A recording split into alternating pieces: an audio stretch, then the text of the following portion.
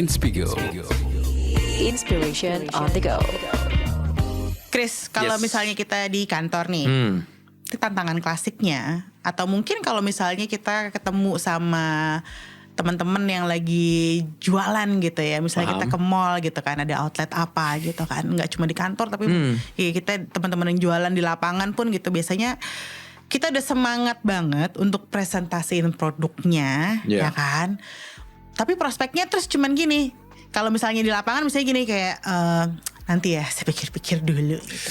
Atau mungkin Paham banget lagi tuh. ada kalimat deadly banget misalnya gini, saya tanya istri saya dulu. Aduh. Nah itu biasanya kayak udah mentok banget tuh. Apalagi kalau di kantor mungkin bisa gini, oke nanti kita ngobrol lagi ya. Biasanya kalau ngobrol sama direct report kita gitu Ya, kan, ya. gitu kan.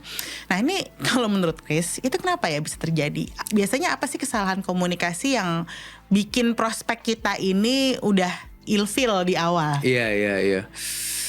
Kebayang lagi rasanya kayak gitu tuh, momen-momennya udah usaha-usaha di shutdown lah Iya, kasar-kasarnya. benar-benar. Bener kan? Di shutdown bener.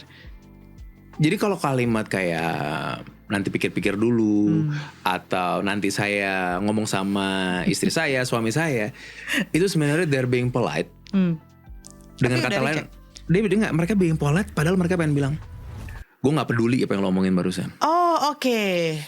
Jelek ya? Sebenarnya, jadi maksudnya setiap kali ada orang kita, aku selalu bilang sama orang, lo kalau ada yang bilang pikir-pikir dulu, itu artinya kita gagal buat dia peduli. Itu kita gagal buat dia peduli. Jadi sebenarnya mereka mau bilang, Mas, Mbak, gue nggak peduli nih. Mas, Mbak, gue nggak peduli sama yang lo bilang barusan. Tapi sopan Tapi aja. sopan kan, karena kita kan orang yang baik nih, nggak mau Orang melakiti. Indonesia kan baik-baik, berkain. Padahal kalau dia bilang aku nggak peduli, kita akan merubah kan mindset kita langsung. Gimana cara mau saya buat dia peduli? Artinya baru pasti kita akan bertanya, memang ibu, bapak pedulinya sama hal seperti apa? Apa yang bisa kami bantu lagi? Pasti kita akan langsung ke sana. Tapi kalau kita dengar, saya pikir-pikir dulu, dia nggak mau. Orang itu lucunya, orang itu nggak suka disuruh membeli barang. Tapi orang suka membeli barang. Disuruhnya yang Disuruhnya nggak nggak suka. Oke. Kalau aku bilang, Dit, lu beli handphone ini deh. Sama tiba-tiba ngelihat handphonenya sendiri dan membuat atau mendengar tentang handphonenya dan membuat decision, ya gue mau sih handphone ini.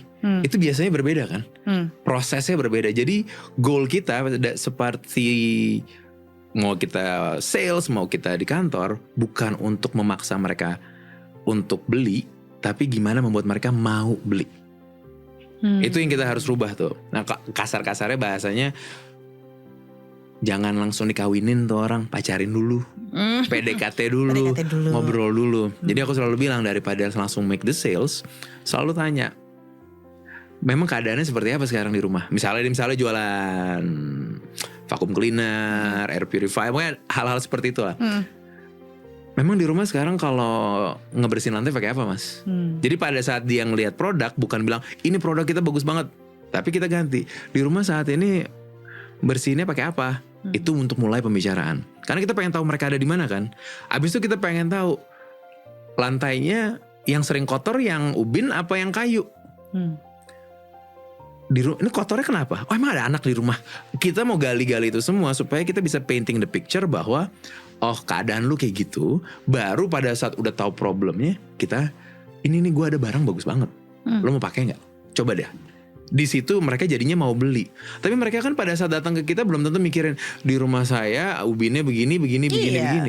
Tapi kita yang bantu mereka buat gambaran tersebut, baru kita kasih solusinya.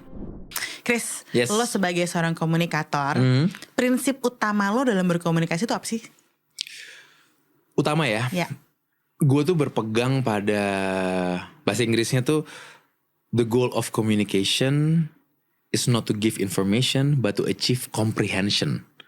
Jadi goal komunikasi itu bukan untuk memberi informasi, tapi menciptakan kepemahaman, Pengertian. Oke. membuat orang tuh mengerti, bukannya membuat orang ngasih info. Karena suka banget orang, udah gue kasih tahu kok. Kalimat itu kan sering tuh, udah Yes. gue kasih tahu kok.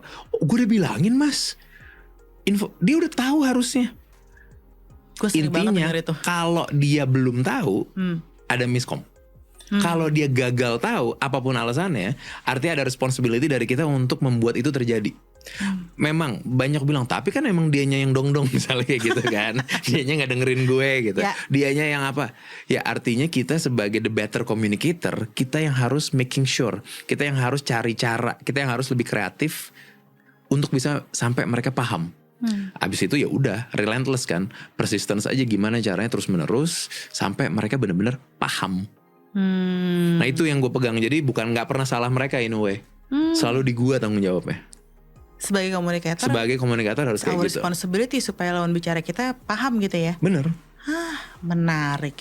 Oke, sekarang kalau misalnya kita ngomongin lagi nih saat jualan, terus kita mau pitching kan ke klien.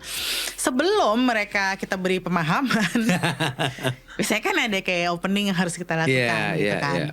Dan biasanya kalau udah harus opening di depan klien gitu kan, biasanya kita pasti nervous. Banget sih, kebayang lagi. Apalagi kalau baru mulai pertama-tama. Benar-benar. Nah, gimana ya caranya supaya ketika kita lagi pembukaan aja tuh udah lebih kredibel lah rasanya, nggak kayak nervous gimana gitu. Chris, ada tips-tipsnya nggak? Kalau dari gue, ini ada beberapa. Definitely tips ada. Mungkin nervousnya dulu ya. Nervous tuh kejadian kalau kita lagi fokus ke diri sendiri. Itu breakdownnya nervous. Gue keren nggak? Gue bisa nggak? Gue nanti kalau gue salah ngomong gimana? Nanti gue sebenarnya bukan salah ngomong ya, karena fokus ke inwards ini yang membuat kita akan nervous. Jadi paling cepet kalau kita nggak mau nervous, kita buat fokusnya ke mereka, ke outward, artinya ke klien kita. Ini bukan pembicaraan tentang how good our company is, sebagus apa kita, tapi ini pembicaraan tentang mereka butuh apa. Nah kalau kita bisa dapat itu, dan artinya dari mulai kita mulai langsung nanya daripada present credentials, tapi ngobrol tentang mereka, pasti kita akan lebih tenang.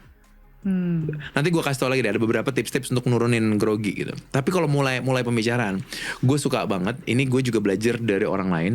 Aduh gue lupa nama orangnya siapa. Tapi kalau kita mau memulai, ini frameworknya enak buat kita pakai. Itu frameworknya what, so what, now what. Jadi what, so what, now what. Misalnya gini, what itu kita lagi ngapain? Selamat pagi, hari ini kita mau diskusi tentang program sales training di tempat bank ini misalnya. Itu kan what-nya. What, udah kita jelasin. So what mau ada presentasi ini. Pembicaraan ini kita lakukan karena memang saat ini konsistensi dari sales kita itu nggak sama semua. Ada yang bagus, ada yang jelek, dan itu yang lagi kejadian. Itu yang kami dengar sekarang. So what now? Karena itu kita akan mulai diskusi ini. Saya akan mulai nanya-nanya nih, sebenarnya di bagian mana ya yang ada challenge sekarang Pak? Tapi kita selalu mulai dari 3 itu. Itu mau kita pakai sebenarnya di tempat lain boleh juga. Inspigo, inspiration on the go.